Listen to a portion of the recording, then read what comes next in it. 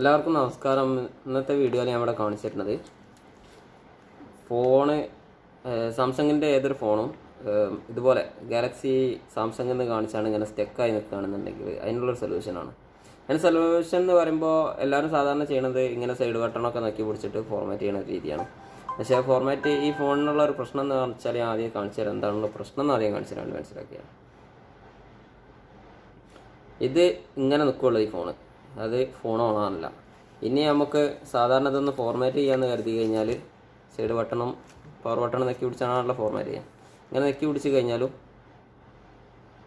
കണ്ടോ, ഇതിപ്പോൾ എന്താ സംഭവിക്കണം നോക്കാം.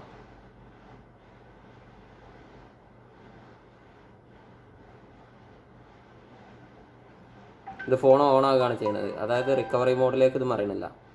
ഇനി അടുത്തൊരു പ്രശ്നം, ഇതിനി നമ്മൾ ഡൗൺലോഡിംഗ് മോഡിലേക്കൊന്ന് എടുക്കാമെന്ന് കരുതിയിട്ട് വോളിയം ഡൗൺ ബട്ടണ് ഹോം ബട്ടണും ഇത് അമർത്തി പിടിച്ച്, സോറി എൻ്റെ കൈയ്യട്ടില്ല, ഇതായി പോയി. ഒന്നുകൂടി വോളിയം ഡൗണ് ഹോം,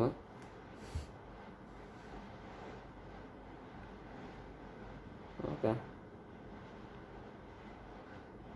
ഇപ്പം എന്താ സംഭവിക്കണം നോക്കാം.